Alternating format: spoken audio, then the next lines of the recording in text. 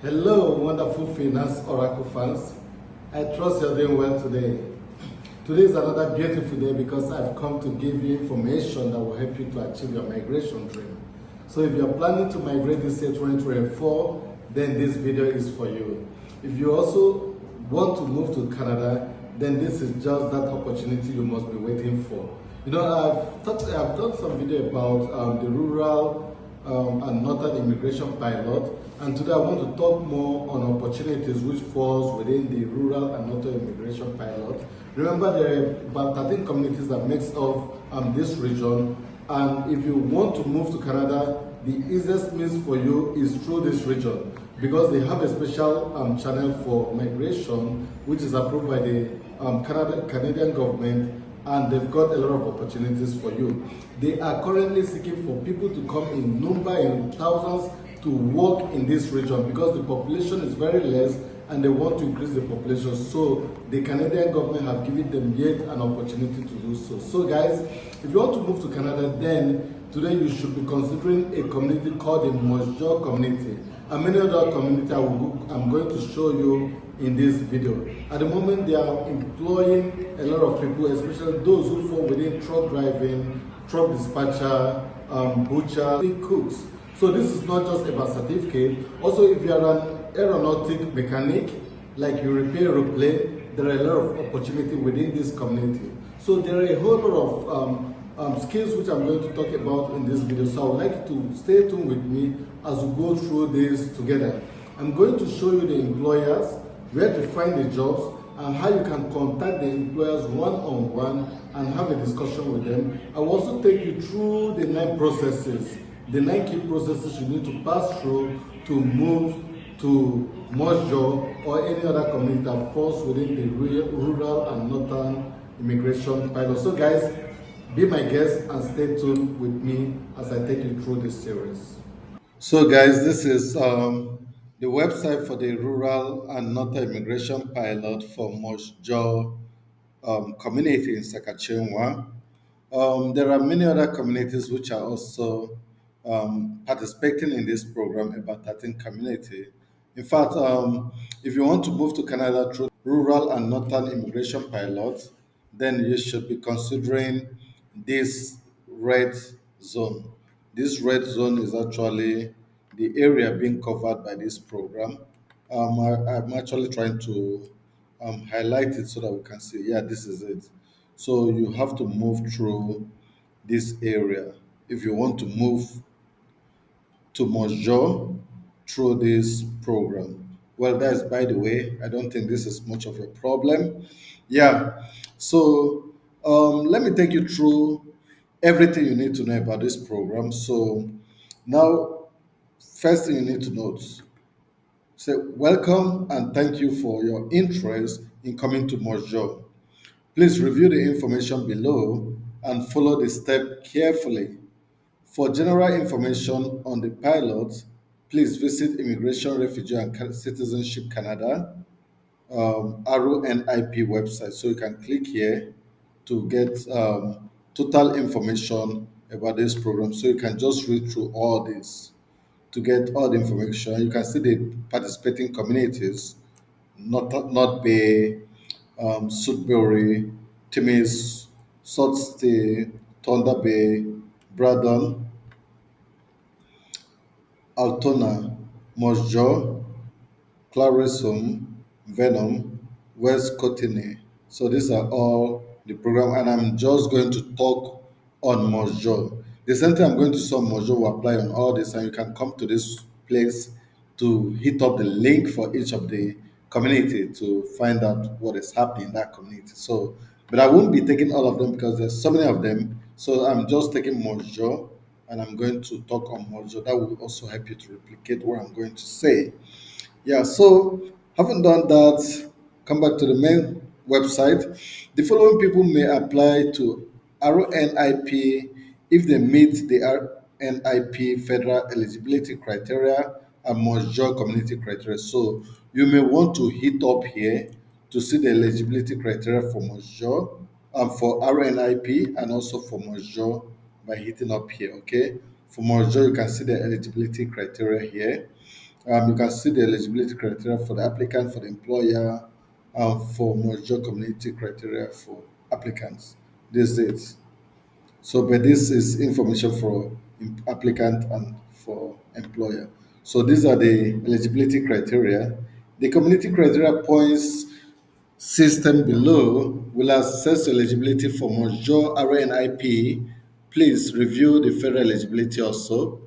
Um, an applicant score an applicant score helps us determine the likelihood that an applicant will contribute to the community need of the to the economic need of the community, integrate into the community life, have the intention of staying long term in the community. Applicants must meet the minimum points cut off to be considered for recommendation. All points must be substantiated.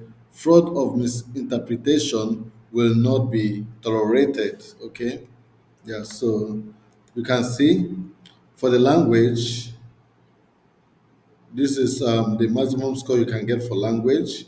So if you get a high score in language, then you have great opportunity.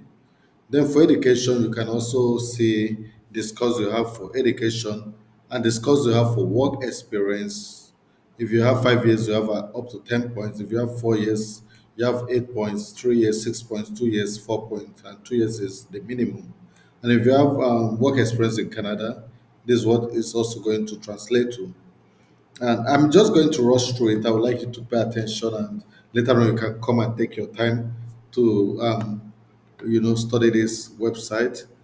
Connection to the community. If you have an immediate family member, then or your parents, sibling, or child, you have 12 points. Extended family member, you've got 8 points. Friend, you've got 4 points.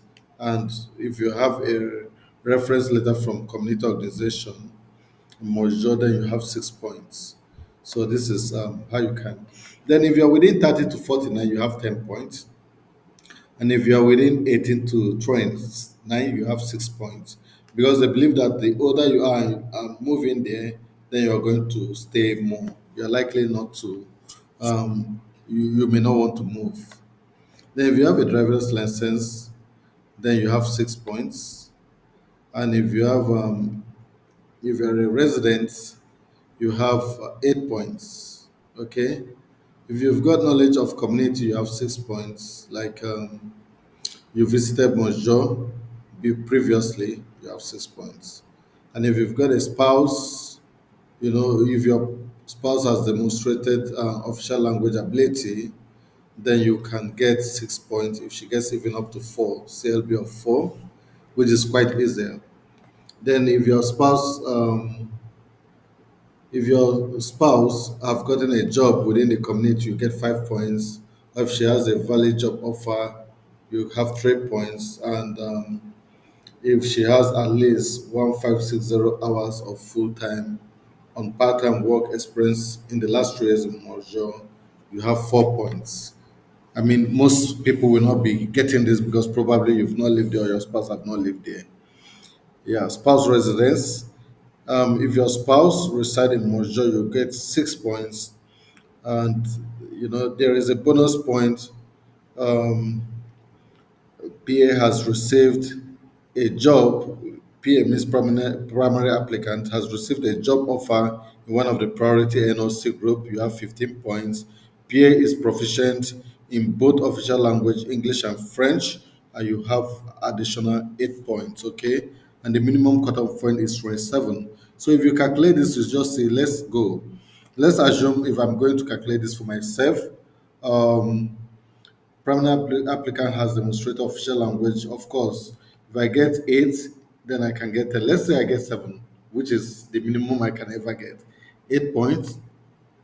Then education of bachelor's degree, another 8 points. That's 16 points. And of course, I have over 5 years, right? Then that would be 26 points. And PA has a Canadian work experience. Okay, no. So still 26. Connection. Okay, say friends. 4 points. Yeah, I've got friends in Mojo, but assuming you don't have, okay, still at 26.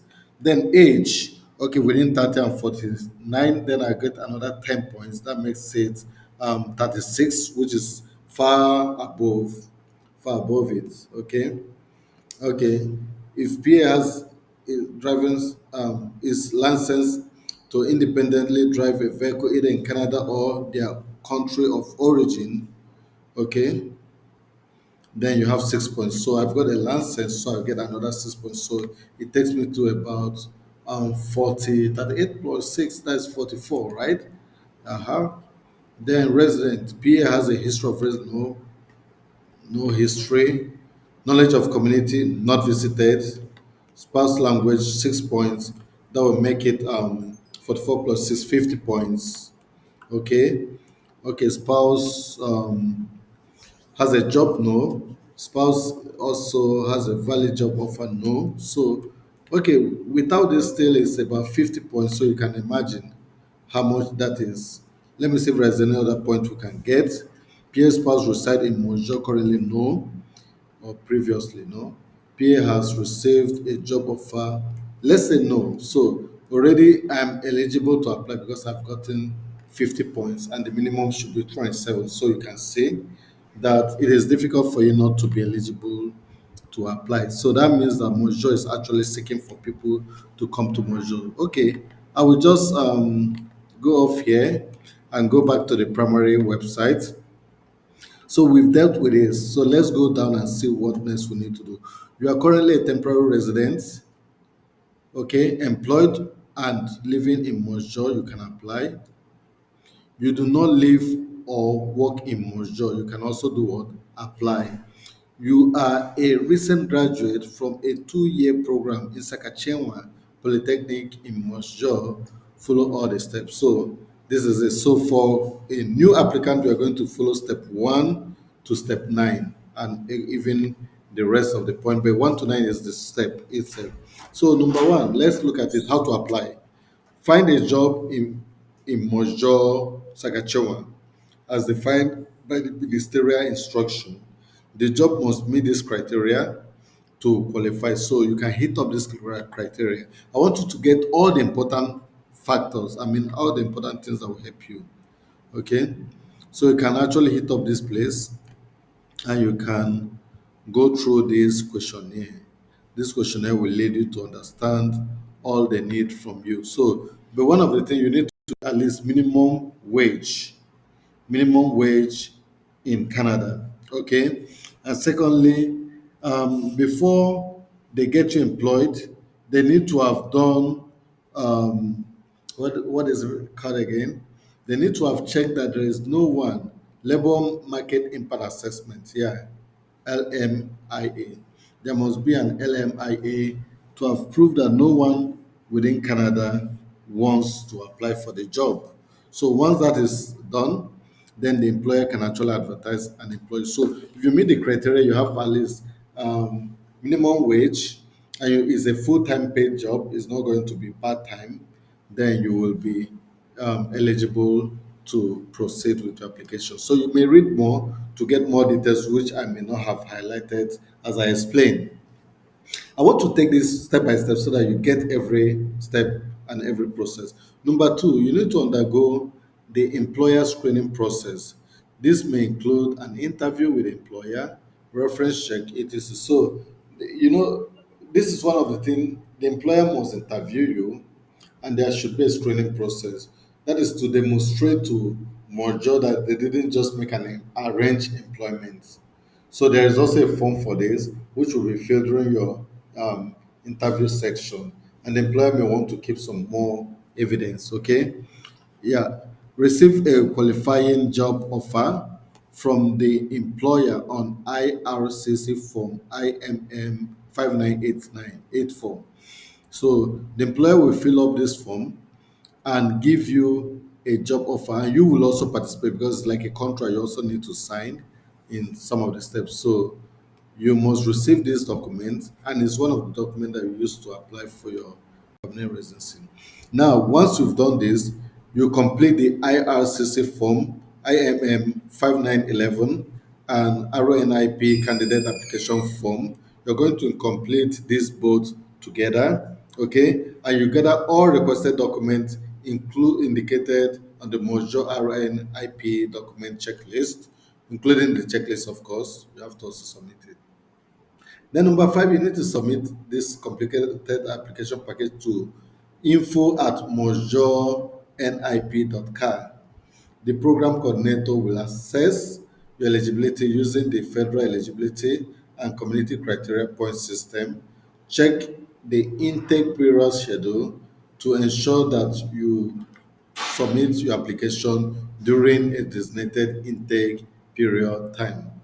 The completed application includes IMM 5984 offer of employment, 5911 Schedule 1, RNIP candidate application form, supporting document, and Mojo RNIP document check list. Remember, it is very important. So once you've done this, eligibility criteria candidates will be contacted for an RNIP interview to confirm their intent to reside in the community.